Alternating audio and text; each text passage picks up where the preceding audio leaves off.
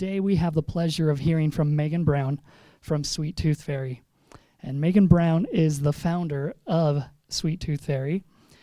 She embraced the foundations of baking and entrepreneurship simultaneously and at an early age. Some of Megan's earliest memories are of sitting at the kitchen counter helping her mom make cookies. You might recognize her from Food Network's Cupcake Wars. It was one of the country's most accomplished, she was deemed one of the country's most accomplished bakers. Megan not only has battled and won their competition, but she has also grown her bakeries to 10 locations in Utah and Arizona, with more shops ready to open in the immediate future. In January of 2013, she was a featured chef at the prestigious Chef Dance in Park City. In addition to finding new locations, making regular appearances on local news stations and TV shows, national blogs, and introducing her signature cake bites, that's trademarked, on the Rachel Ray Show and other shows. Megan has a big passion for baking and mixing, and she, prior to embarking on her baking career, she was a staff member for former U.S. Representative Chris Cannon for 9 years. However, her favorite job is being the spouse of Ethan Brown, her husband, and the proud mother of 5 children, who serves as the company's executive taste testers. Megan sincerely believes that every role, whether it is cooking up meaningful legislation, creating special delights to ease someone's day, or reading a bedtime story, provides an opportunity to better society. And with this mindset, Megan launched the Bake a Difference initiative, which actively supports causes that seek to improve and inspire communities. Megan is looking forward to leading the continued growth of the Sweet Tooth Fairy, helping customers in new communities make memories with those they care about, one batch at a time. Please join me in welcoming Megan Brown.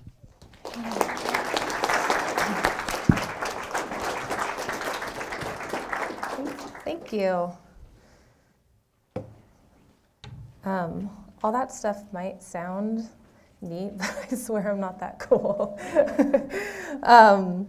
Okay, so I wanted to start off today just by showing our internal brand video that we share with our employees when they come and start working for us, just to kind of give you a little bit of a jump start on the understanding of who we are at Sweet Tooth Fairy.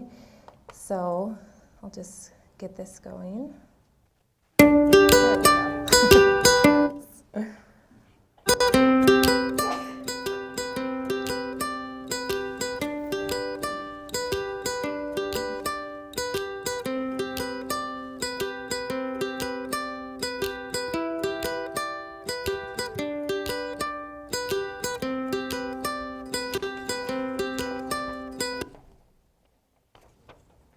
Oh boy.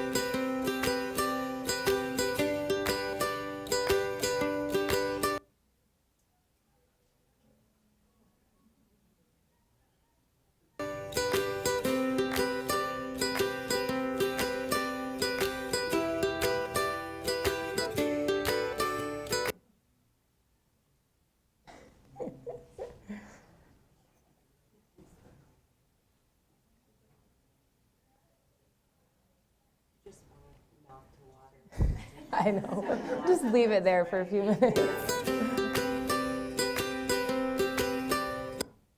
Oh boy.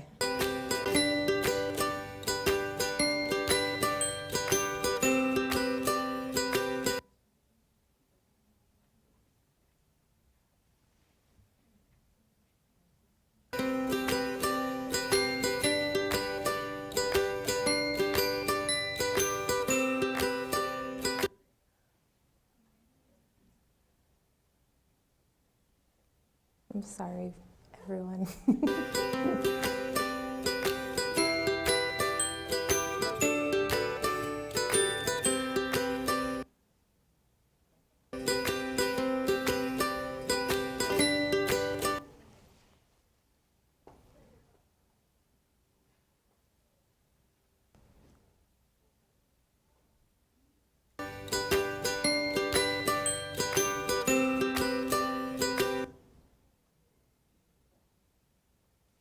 Okay, maybe I'll just stop it. You get the point, right?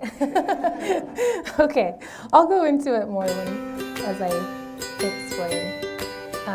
But pretty much the rest of the video just kind of shows different.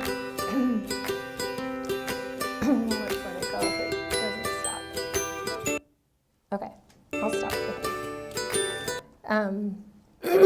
It just goes on to show just different occasions that people gather at, and our sweets are, part of those occasions that, happen in people's everyday lives. And so really, at the Sweet Tooth Fairy, what we're about is creating memories, and so I'll explain that here in just a minute. But had that not been so annoying to watch, you would have probably got that message just by watching it. So, okay. So I'm super happy to be here today, and I always, I'm flattered when I get invited to come and speak, because I feel like I live a very, ordinary and not very exciting life. But I have a pretty interesting story in the sense of my journey of entrepreneurship that I'm happy to share with you guys. So I'm the youngest of 5 kids. I grew up in Costa Mesa, California. I came here, well, not here, the other university down the road in 1998, and I studied family life and home economics. Studied family life and home economics, if you can call it that. So in my home, I grew up in a very traditional home. My dad, left for work every day, and mom stayed home with the kids and baked and cooked and, cleaned and all the joys that come along with motherhood. And it wasn't until, my dad was an entrepreneur, so he had the broadest spectrum of what he did in his career. He was super handy. He was like an engineer. He could make anything, fix anything. So my exposure to entrepreneurship was really just my childhood and going along the journey with my dad, with his adventurous goals and dreams and aspirations. So just to kind of give you some examples, just how random kind of what he did was,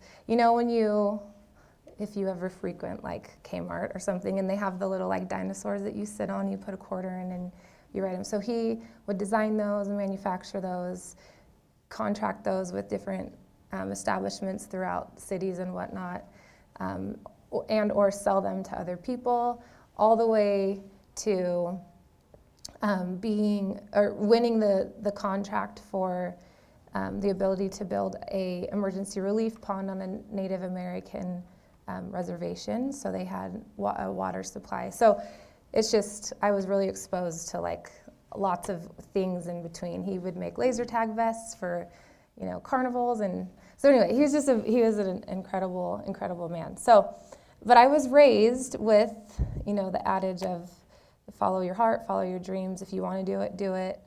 We make our own beds, you lay in it, like, you get out of life what you put into it. And so that was not something that I think that I was inappreciative of and grateful for until I found myself kind of following in my dad's footsteps, several years later.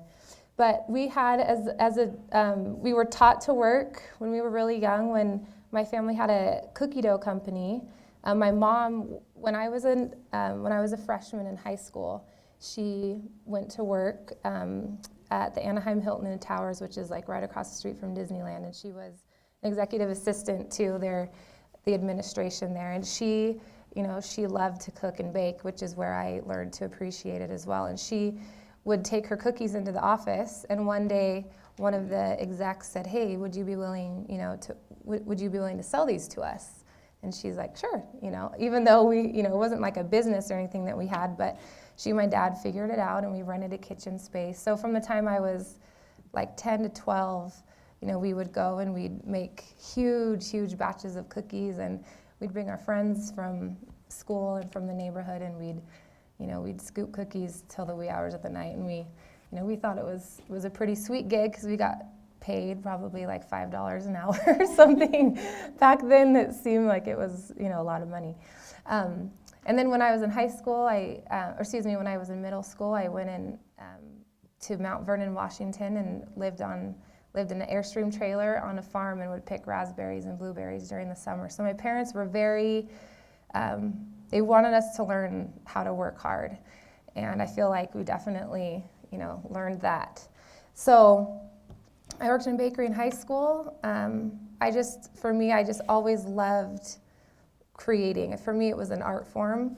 If there's any, real artists in the audience, I'm sure I kind of liken it to like my kitchen's my blank canvas, and it's where I can go in and kind of just block everything out and just kind of focus on this little thing that I'm, trying to create and trying to perfect. So that's where, watching my mom and just being exposed to the sheer volume of food and stuff that she had to produce for our family. I have 3 older brothers and an older sister. My brothers are like lumberjacks. They're like 6'4", like 300 pounds. They're just big dudes. So we had a lot of food at our house growing up. But that's just where I loved to learn how to bake, and pretty much have been doing it ever since. So I went to BYU, and we put ourselves through school, and so we had to work while we were in school, where there was a semester where I couldn't afford tuition, and my sister was living in Washington, D.C. at the time, and she said, "Why don't you just defer a semester, come move to D.C., we'll find some job for you for a few months, and then, you can go back and pick up where you left off."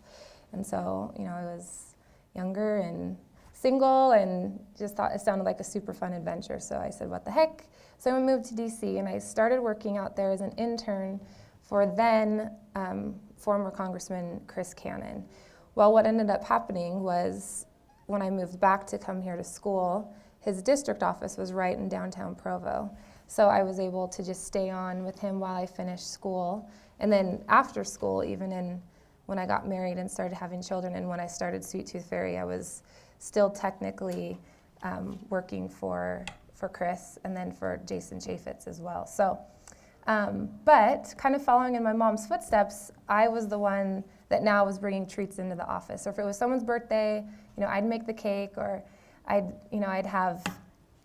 we'd have dessert parties in college, and people would come over, and so I'd bring in leftovers and whatnot. Well, one day, one of my coworkers said, "You should do this for real," and I had no idea, I had zero clue about business licenses, even where to go, where to look. I just really had no idea what to do. And so fortunately, literally, our office where I was working for a congressman was right next door to the county buildings where you need to go to get some of the licenses.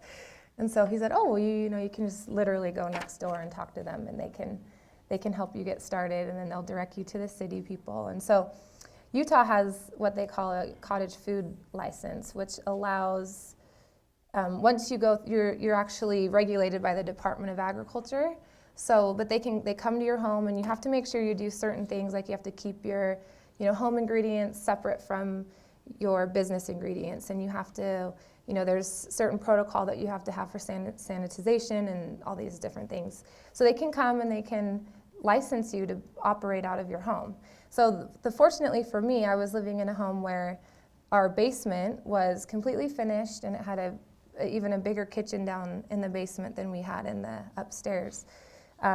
So we just converted our downstairs to our, our little, I won't call it a storefront, but it was just our little bakery. That's where we did everything. So what happened was, So let's see, I was just doing it for fun, and got a business license, started because of my, connections with the congressman.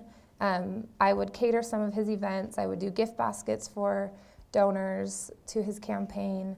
I kind of started to become known probably in the realm of people who think they're more important than they really are. But like the businessmen and the heavy hitters, I guess you would want to call it, in that community.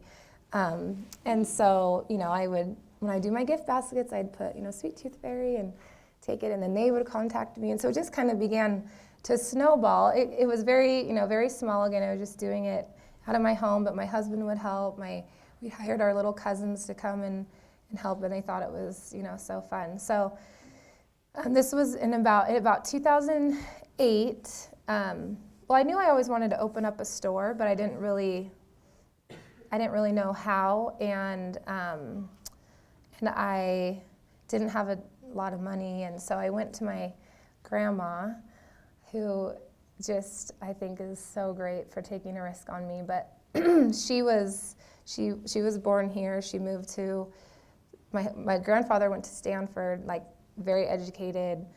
He was a hospital administrator. He was a Navy pilot. Like he was just, he had his stuff together. And so he had passed away, but when I, approached my grandma, I said, hey, I want to open a store, and this is kind of what I'm thinking. And she's like, well, where's your business plan? And I'm like, what do you mean? Like, I just told you my plan. I'm going to make stuff that tastes good, and people are going to come and buy it, And so it was just so funny to hear from this 75-year-old woman, like, what do you mean? What are you going to do? But she was so great and so gracious, and so she lent me $20,000 to open up this store down in Provo, and she and my father-in-law. We also approached my father-in-law, who also is very business savvy and just the most generous person ever. And so he was able to help us out too. He loaned us about $10,000 to kind of get things going. Well, we. At the time, my husband was still employed. We knew we wanted to open a store. We approached people for a loan, and kind of just, stuff happens for a reason, I totally believe. Well, my former boss was voted out of office, so come, 4 months later, I was going to be out of a job. And then my husband showed up to work one day, and he was worked for a company that was directly tied to the housing industry, and that was right when everything crashed in 2008, 2009. And so he showed up one day, and they said, here's your stuff. Everyone in your department is being let go. We'll see ya. Sorry, not sorry type of thing, So here we were, nothing, we didn't really have anything to show for the work that we had, been doing. And here I was about to lose my job. And so we said, okay, yeah, like this bakery is going to have to be what we do. We'll give it a shot. And something that I, again, always kind of in the back of my head wanted to do, but we kind of were a little bit catapulted into somewhat having to do it. Well, my personality is such, like I don't really take myself too seriously, and I kind of just, I'm like, I know I'm a total goofball, and that's okay, and it's like, I'm fine with that. And so I'm also okay just kind of putting myself out there and knowing that, like, if something happens, great. If something doesn't, great. Like, I don't care. At least I tried. At least I, put my heart into it. So I started just emailing different bloggers. This was, again, back in 2008, 2009, when the blogosphere wasn't as huge as it is now, but there were some pretty notable bloggers in the baking and cooking world. And so I just started emailing them and saying, hey, this is me. This is what I do. Here's my website. This is before we opened our store. We were getting it going and finding a contractor and whatnot. And I had a website that I did because when I was working for the congressman, I was the youngest one in the office, and so everything naturally just fell into my lap. Anything techie, because I think kind of that older generation was a little scared of it, So I had to figure out how to, I had to work in Dreamweaver, and I had to learn how to build websites and maintain them. And so this was before a lot of like content management systems that we have now today. So anyway, so I kind of had this like wannabe techie aspect of myself that I felt like I could kind of throw around and use for Sweet Tooth Fairy. So that's where I thought, okay, you know, I can do this Facebook thing, I can do this Twitter thing, I can do this, you know, the website thing, I can contact these bloggers and whatnot. And so I contacted them and said, got their addresses, I shipped them some of our cake bites, and you know, just all over the country. And one of the bloggers, her name's Jessie Olson, she's out of the Northwest. She has a blog called Cake Spy, and she ended up doing a blog post about our cake bites and how she said they were like one of her top favorite treats of 2008 or, you know, something like that.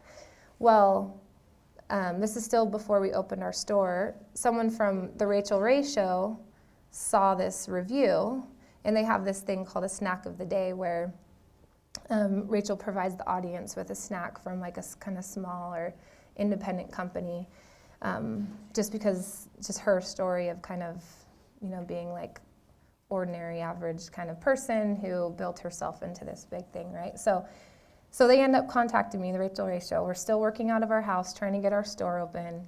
You know, I get this email saying, hey, you know, would you want to be featured on the Rachel Ray Show as a snack of the day? And I remember when I got it, I was like, I don't know if those emails are still around there, but you know the ones where it's like, you're related to a Nigerian prince, and all you have to do is send us your bank account and all your life. I kind of was like, okay, this is one of those jokes where someone's going to say, okay, give me this, give me that, and I'll get you on. I was so excited, so I said, yes, you know, absolutely, we will do that. So in our house, you know, we made about 1,000 cake bites. We pulled my cousins, brothers, you know, aunts, uncles, everyone. We're packaging, we're making them, and we ship them off. And there's a clip that I'll show that that has to do with that. But so she featured it, and it was just this tiny little, you know, at the end of the show, she said, you know, today's snack of the day is from the Sweet Tooth Fairy. You know, do you know that's where the Sweet Tooth Fairy lives? Provo, Utah. You know, something kind of short like that. But to us, you know, we were like, oh my gosh, we were just on the Rachel Ray Show. This is so great. And then we were on her website, and we'd get a lot of local people who saw it who would then come to us. And then some people nationally and people in the audience who had the cake bites who would then want to order from us. So there was kind of this like little, I don't want to say like huge buzz, but just kind of this little buzz around here in the community and with my family and friends, and a little bit back east, just because we had put, you know, coupons and stuff in their packages saying, hey, order from us, come back, we'd love to, you know, have you be a customer. Well, about 3 weeks later, we opened our Provo store, and we had like about 1,000 people who came to show up for the opening.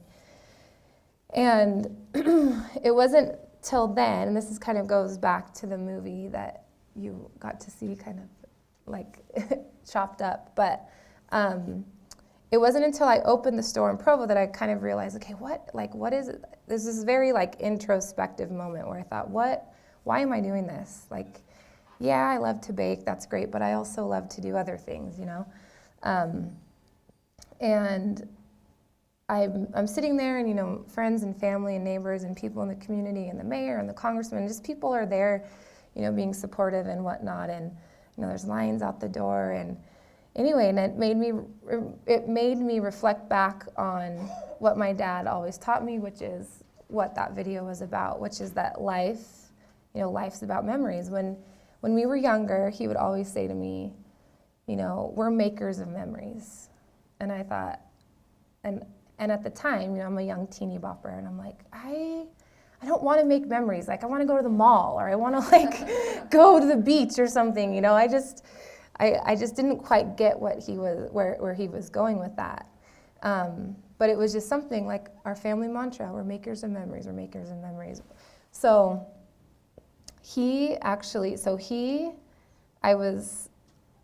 my chronology of this is kind of all mashed. But before I opened the store, before I got married, before, you know, I started officially Sweet Tooth Fairy, he totally unexpectedly just passed away, just gonzo. And like in that moment, I was like, oh, I mean, after I sobbed and cried for like 3 days straight and had to put preparation H on my face to make the swelling go down. I heard that was a tip online, but anyway. No, but I realized like, oh my gosh, he just taught me the most valuable lesson ever, that really, ultimately, at the end of the day, what's important in life, I believe, are people and relationships. And you work hard and you play hard, and yeah, you reap what you sow. But for me, for our family, for what he taught us, it was you make memories together, because guess what? When I'm gone, like he is, all you're gonna have are these memories. And so kind of fast forward 2 or 3 years, and here I am at our grand opening, and I'm like, oh, subconsciously I have been living that lesson that he had been teaching me. And here's this store, and all these people are coming, and there's dads and daughters and boyfriends and girlfriends and people, neighbors, aunts, just everyone just kind of coming to have a little moment together. And as a business owner, for me, when I see people come in, or when I reflect back and I think, man, we have people coming to us for so many different things, for baby showers, for funerals, for congratulations, you just graduated, for happy birthday, to I don't know, breakup gifts. I don't know, like whatever it is, people are coming to Sweet Tooth Fairy, and we, in this, in a little treat, and a little cookie, or in a little cake bite, we get to be part of these memories and these moments in in people's lives. And me not being, even though I'm the daughter of a serial entrepreneur, I wasn't necessarily raised with a lot of business acumen. It was more just like, follow your heart, do what you got to do, be creative, be who you are, type of thing. And so there was this huge gap that I've had to learn over the last 10 years of, you can be creative and be visionary, but you also have to run a business, which this category still, I'm like, I don't want to deal with like the icky business stuff, as I refer to it. My husband Ethan, he's a champ. He always says to me, like, I should have just said no. I should have just, when you came to me and were like, here's my idea, I should have just been like, nah, let's go a different direction. But no, he's been such a trooper, and he's just so great. So he, for the most part, has been doing so much more of like the actual business development aspect of things. And fortunately for me, I feel like I still get to do all the fun stuff, all the creative, all the recipes, all the branding, all the marketing, stuff like that. We've had a ton of help along the way. And one of the things that has been really interesting that I've found, over the last few years, is that people are they're very generous with their advice and with their time, I feel like entrepreneurs who've been through this process, they want to help other people who are embarking on it, or who maybe find themselves in the middle of it, who need kind of a way, to get out or to get in. And so we've had a few people who've been just tremendously helpful, and who've really mentored us at different times during the different needs of our business. And and there's a lot of groups here locally that that do that, and it's been really, really helpful and really great to see. And one of the things that I feel like, because I can look at myself and know there is so much, like I don't even know what I don't know. Like there's still just so much out there that I've never had to be exposed to, or never had to do. But in this, in this little world of Sweet Tooth Fairy and world of baked goods and whatnot, like I've learned a thing or two over the time. But once we started, thinking, hey, let's raise some money, like it's not like I could go back to my sweet grandma again and be like, hey, or family. It's like, yeah, let's kind of try to make this like a legit, legit real thing. So, so that's been a really interesting aspect of it. And one of the things too that's been really neat is we've had a lot of people just approach us about, partnerships or opportunities. So one of the things that I'll never forget is just one of the funniest things, I think.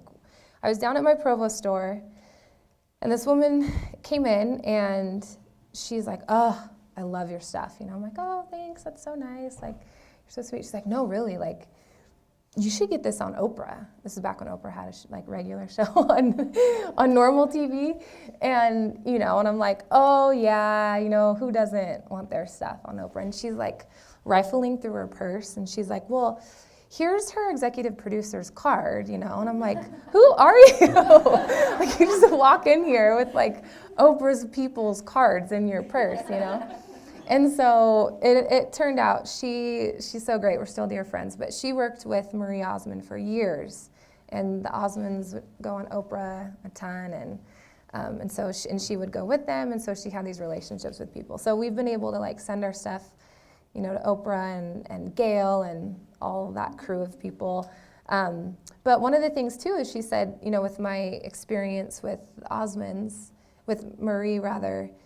She had this relationship with QVC, which is like the home shopping network. It's like 24-hour shopping. And she said, "Oh, well, we should get your cake bites on there sometime." And I was like, "Oh, that's like, yes, someday, but like, I'm still, melting my chocolate in a bowl in like 15-second increments and stirring it with a spoon. Like I can't do that for like thousands and thousands of people, And so she's like, "Well, let's just stay in touch as you continue to grow, or maybe someday down the road." So a few years later, we ended up, we opened up another store in Draper, and then we had people come to us saying, "Hey, we want to open a store in St. George. Hey, we want to open a store in Salt Lake." And we weren't a franchise at the time, so we had to go through franchise attorneys and come up with paperwork that, made us a bona fide, legitimate franchise.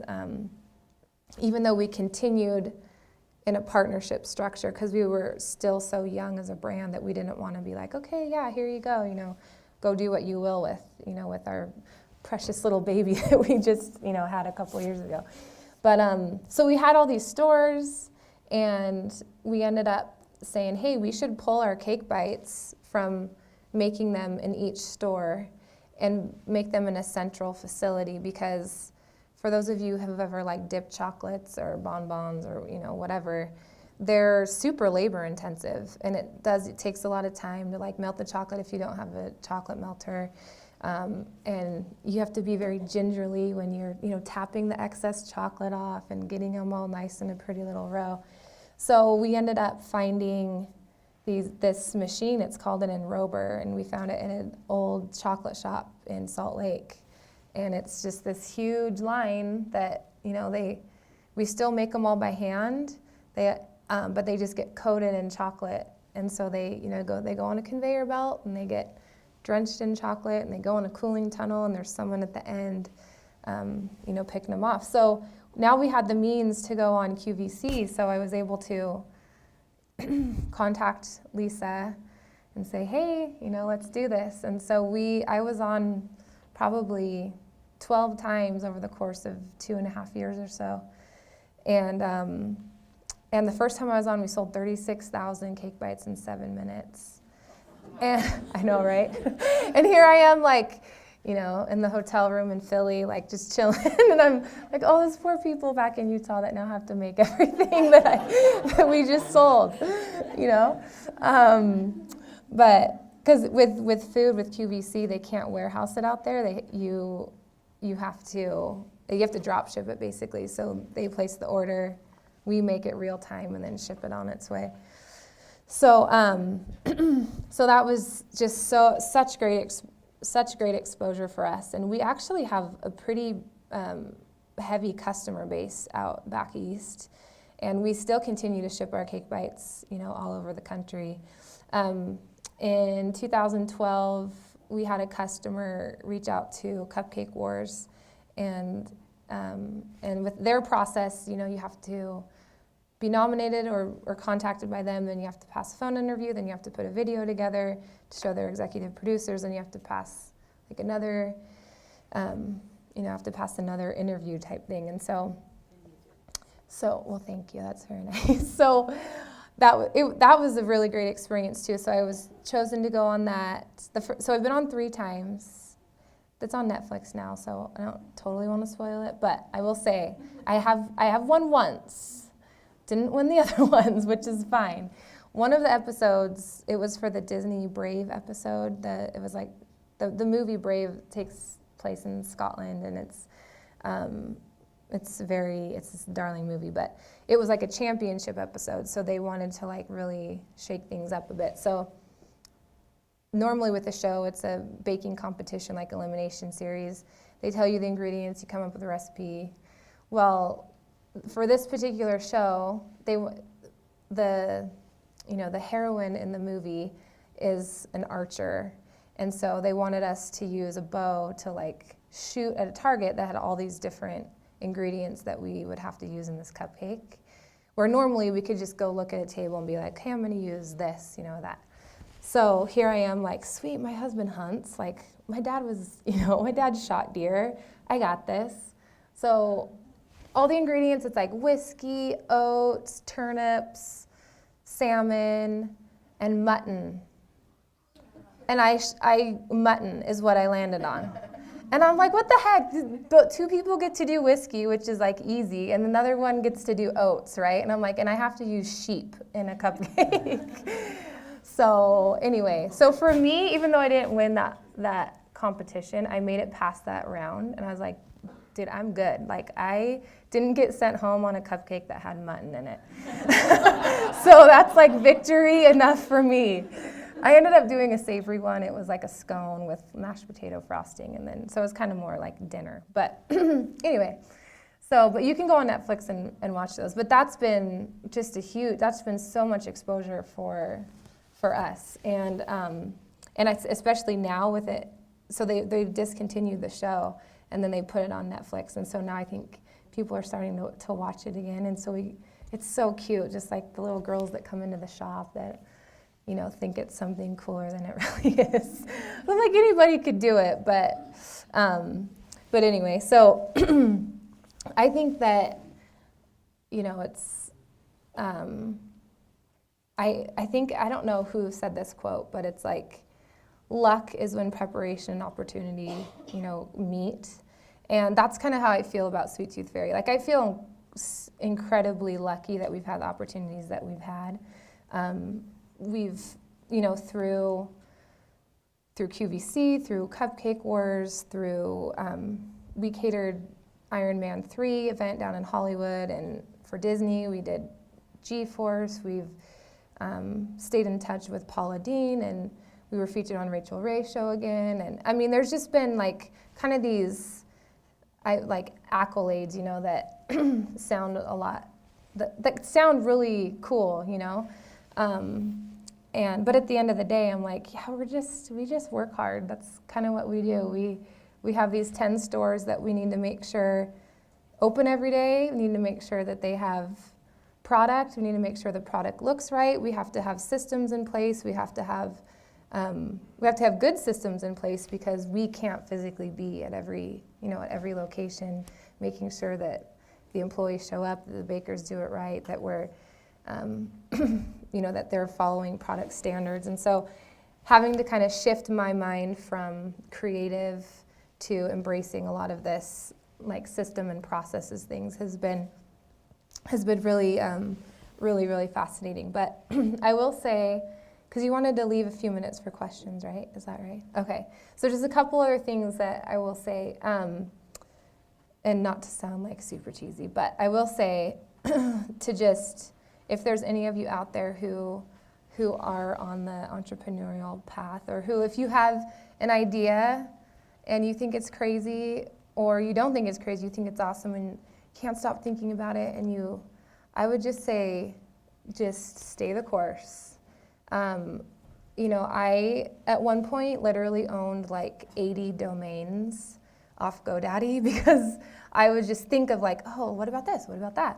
What if we did this? What if, and Sweet Tooth Fairy stuck, and we've just poured, everything we have into it. And it's super challenging. It's so hard There's so much work that goes into it. There's a lot of flexibility because it's ours, and so you make your own schedule. You don't work. You work for yourself. So, but at the end of the day, the buck stops with you. So if you don't get it done, you don't have anyone to blame but yourself. So there's a lot of flexibility, but there's a lot of responsibility that comes with that. It definitely comes with the price. But I will say, I'm the type of person that just I don't want to live with that like shoulda, woulda, coulda type of mentality. And with Sweet Tooth Fairy, we could have easily just, Ethan could have said no, my husband. When I talked to my mom about it, she was like, why? Like, you have kids, you have it built out of your home, like you can do this perfectly fine out of your house. Like, it was kind of, even back then, even though the cupcakes were around, it was still, people have been talking about the boom and bust of cupcakes aren't going to be around that long. And I'm like, why? It's not just cupcakes that we do. That's never been, who we are. But there were a lot of naysayers. I had talked to an ecclesiastical authority in my life, and he was like, no, like, why? Why would you do it? So, and I was just like, no, my gut, I'm sticking with it. Like, I'm just going to do this. And so sometimes, there are those moments where I just think, yeah.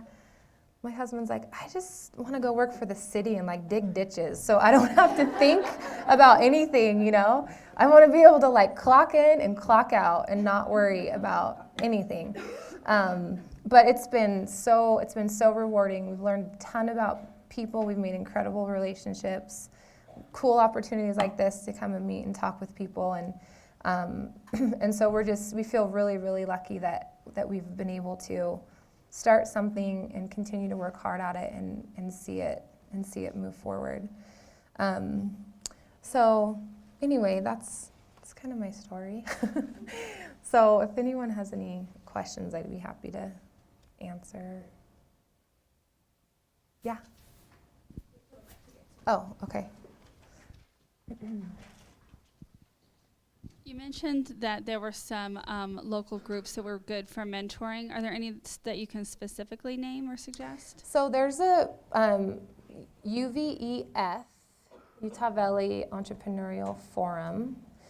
I would just look them up online. There's a lot of the Connect Share, a lot of the networking groups are a lot of business minds that just come together and get together, once a month or so.